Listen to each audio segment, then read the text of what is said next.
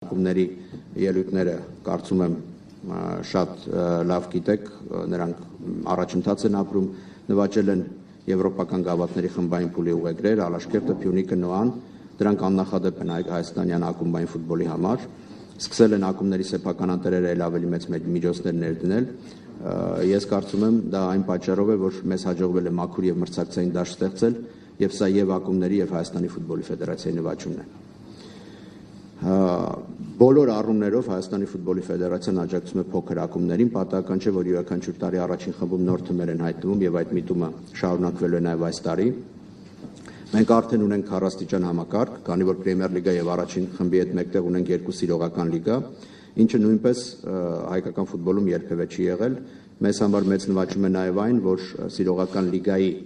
լավագույն թիմերը հանդես են գալիս գավաթի խաղարկությունում եւ երբեմն նաեւ հաջողություններ են ունենում եւ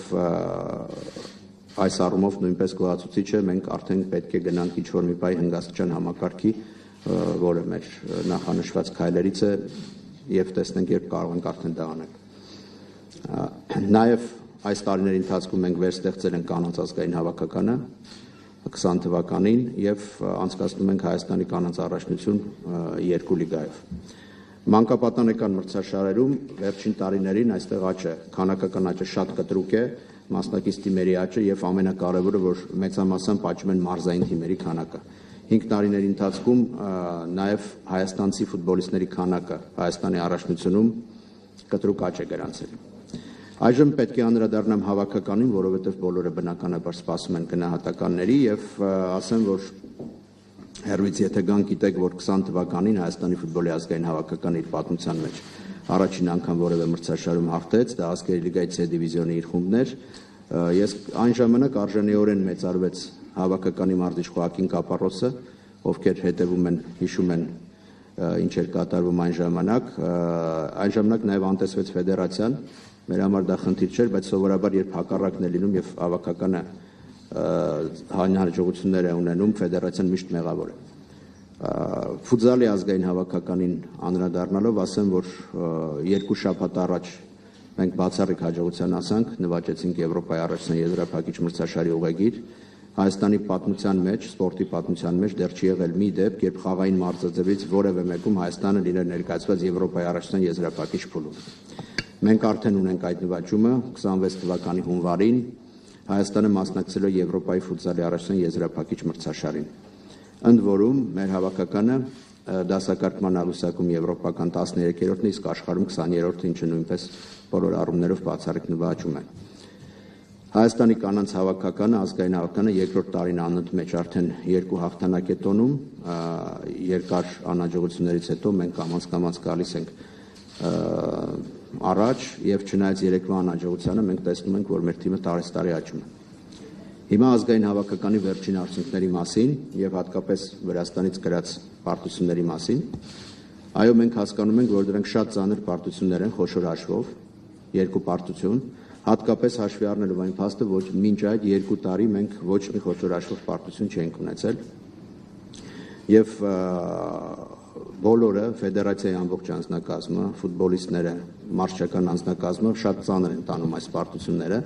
շատ ավելի ծանր, քան շատերը, ովքեր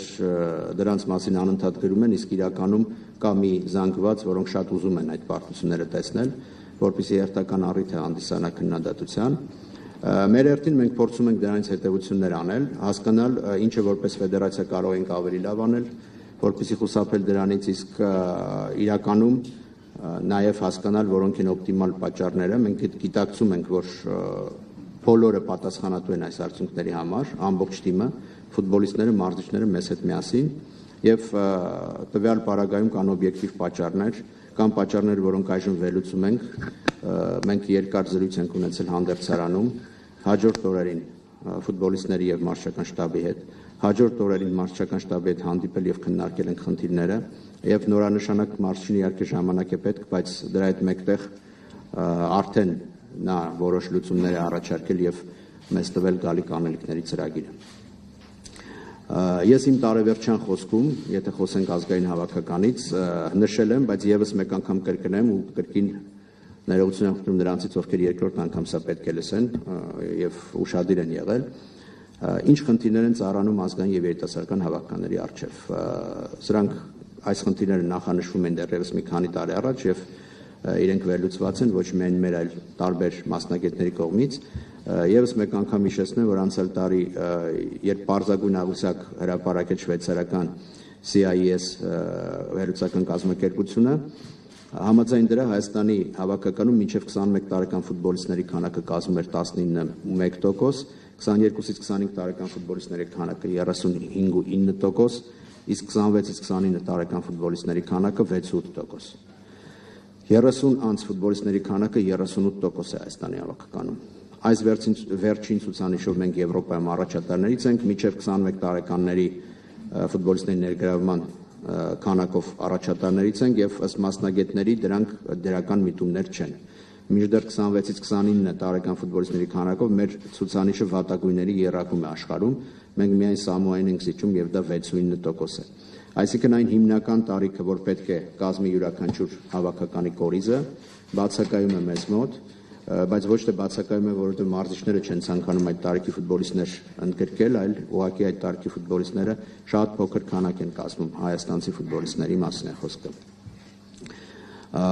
Եվ համեմատության համար միշտ սիրում ենք համեմատել Վրաստանի հավաքականի հետ, ասեմ, որ այդ տարիքի ֆուտբոլիստները կորիզն են կազմում 35% մոտ Վրաստանի հավաքականում։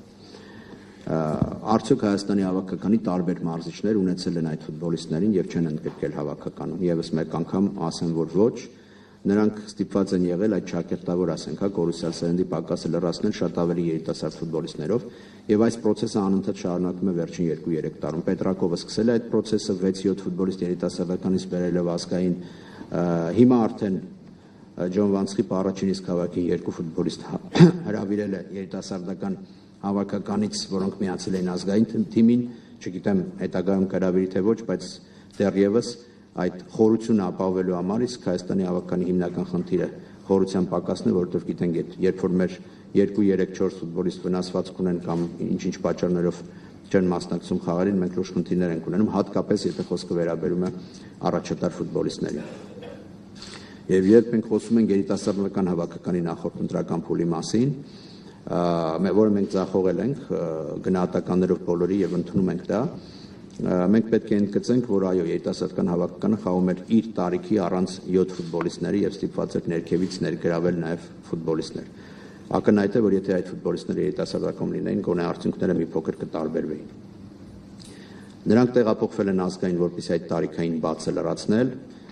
եւ մեզ դեռևս 2-3 տարի հարկավոր է, որպեսզի այսօր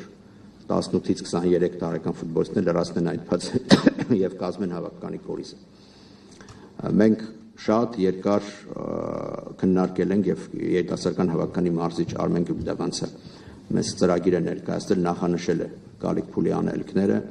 ըստ ծրագրվածի նաեւ կլինեն եւս մի քանի 20 մինչեւ 21 տարեկանների հավաքականի ֆուտբոլիստ, որոնք կարող են ազգային հավաքականը համալրել։ Մենք հիմա գտնվում ենք այո բարդ եւ անցումային փուլում, սակայն բավական կանխատեսելի է մոտավորապես իհարկե, որովհետեւ ֆուտբոլում շատ դժվար է հստակ կանխատեսում անել, բայց մենք պատկերացնում ենք ինչ կլինի 2-3 տարվա ընթացքում։ Ընդհանուր առմամբ մի փոքր խոսենք, որովհետեւ չափից դուրս շատ են, երբեք չենք անդրադառնում, երբեմն աբսուրդայնության տեսանկյունից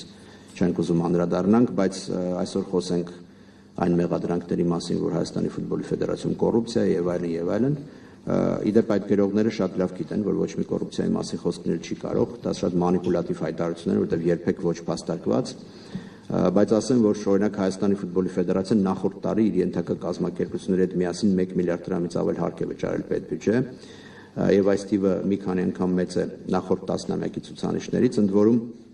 Հայաստանի ֆուտբոլի ֆեդերացիայի բյուջեն չի փոխվում։ Ավելանում է հավաքականների քանակը, պրոֆեսիոնալ եւ մանկապատանեկան առաջնություն թիմերի քանակը, ինչը լրացուցիչ ծախսեր է առաջացնում, բայց մենք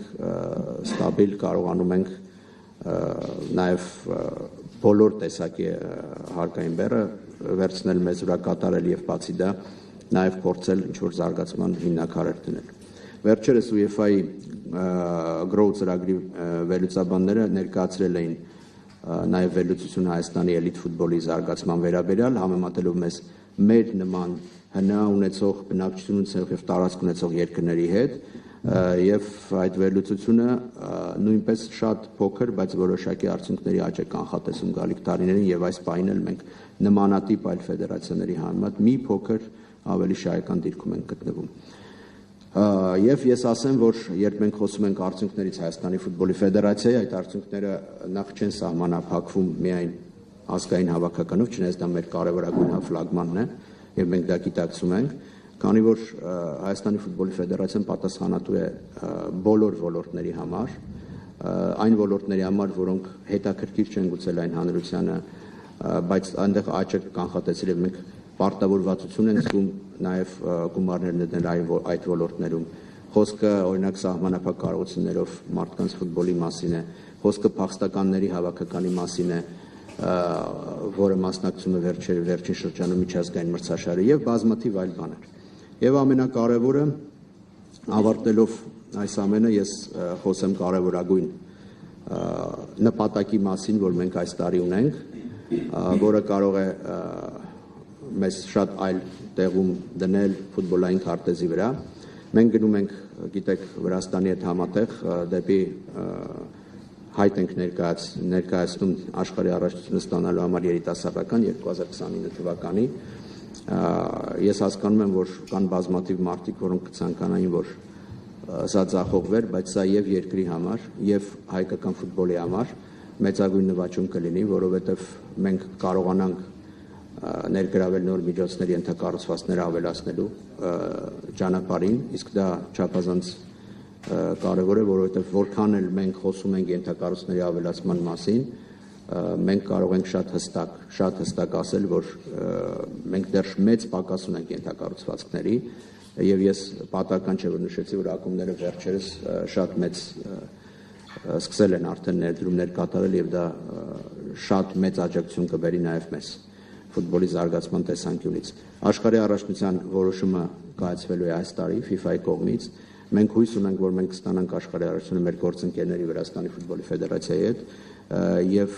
որից հետո ավելի մանրամասն կներկայացնենք ինչ ծրագրեր ենք անելու, ինչ ենթակառուցվածքներ են ավելացվելու եւ ինչպես ենք պատրաստվում նաեւ ֆուտբոլային տեսանկյունից մոտենալ այդ աշխարհի առաջնությանը։ Ես շնորհակալ եմ, պատրաստ ենք պատասխանել հարցերի ըստ ոլորտի, որովհետեւ նաեւ գլխավոր քարտուղար եւ փոխնախագահ կլինեն դեպքեր, երբ իրենց ոլորտներով կպատասխանեն հարցերի։